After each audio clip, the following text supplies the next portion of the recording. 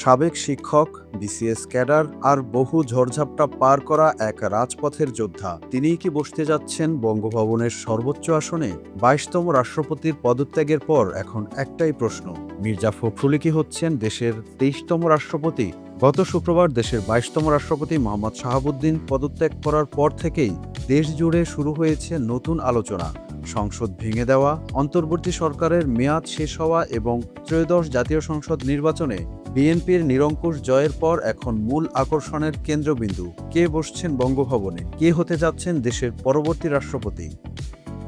রাজনৈতিক অলিন্দে বিএনপির একাধিক শীর্ষ নেতাদের নাম নিয়ে চর্চা হলেও এই মুহূর্তে আলোচনার শীর্ষে রয়েছেন দলটির মহাসচিব ও বর্তমান স্থানীয় সরকার মন্ত্রী মির্জা ফখরুল ইসলাম আলমগীর।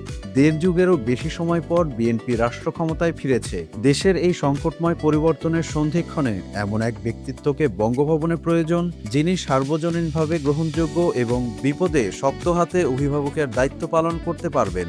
রাজনৈতিক বিশ্লেষকদের মতে ৭৭ বছর বয়সী প্রাজ্ঞ রাজনৈতিক মির্জা ফখরুলের ব্যক্তিগত মেজাজ, শালীনতা এবং দীর্ঘ রাজনৈতিক অভিজ্ঞতা তাকে এই পদের জন্য সবচেয়ে মানানসই করে তুলেছে। তিনি কেবল নিজ দলের নেতাকর্মীদের কাছেই জনপ্রিয় নন, বরং বিরোধী রাজনৈতিক শিবির এবং আন্তর্জাতিক কূটনৈতিক মহলেও তার আলাদা ভাবমূর্তি রয়েছে।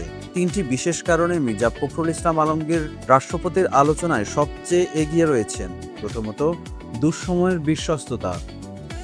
বেগম খালেদা জিয়ার অনুপস্থিতি এবং তারেক রহমানের প্রবাস জীবনে শত শত মামলা, জেল জুলুম সহ্য করেও তিনি দলকে ইস্পাত কঠিন ঐক্যবদ্ধ রেখেছেন। দ্বিতীয়ত, তার পরিচ্ছন্ন ভাবমূর্তি। ঠাকুরগাঁওয়ের বনেদি পরিবারের সন্তান মির্জা ফখরুলের দীর্ঘ রাজনৈতিক ক্যারিয়ারে কোনো দুর্নীতির দাগ নেই। তৃতীয়ত, সর্বজনীন অভিভাবকত্ব। উগ্রবাদ বিরোধী অবস্থান, সুশীল সমাজ ও সংখ্যালঘু সম্প্রদায়ের সাথে সুসম্পর্ক এবং অন্তর্ভুক্তিমূলক রাজনীতিতে বিশ্বাসী হওয়ায় দেশের সর্বোচ্চ সাংবিধানিক পদে তার নামই সবচেয়ে বেশি উচ্চারিত হচ্ছে।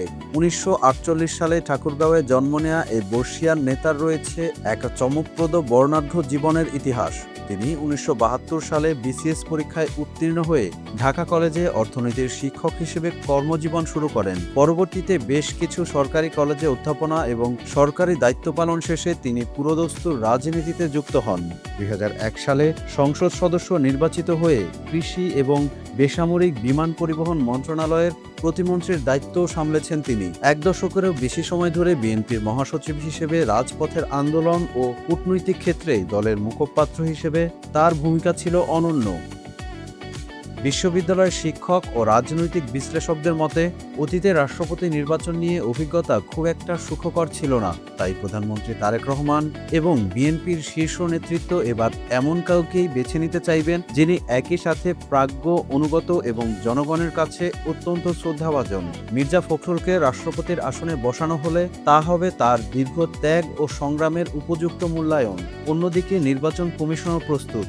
আজই ভারপ্রাপ্ত স্পিকার কায়সার কামালের সঙ্গে বৈঠক করে রাষ্ট্রপতি নির্বাচনের তফসিল ঘোষণা নিয়ে আলোচনা করবেন প্রধান নির্বাচন কমিশনার। সব মিলিয়ে বিএনপির সর্বোচ্চ নীতি নির্ধারণী ফোরাম জাতীয় স্থায়ী কমিটির বৈঠকেই চূড়ান্ত সিদ্ধান্ত নেওয়া হবে। তবে বর্তমান পরিবর্তিত প্রেক্ষাপটে ও রাজনৈতিক সমীকরণে দেশের ২৩তম রাষ্ট্রপতি হিসেবে মির্জা ফখরুল ইসলাম আলমগীরের বঙ্গভবনে যাওয়ার সম্ভাবনাটাই সবচেয়ে বেশি জোরদার হচ্ছে।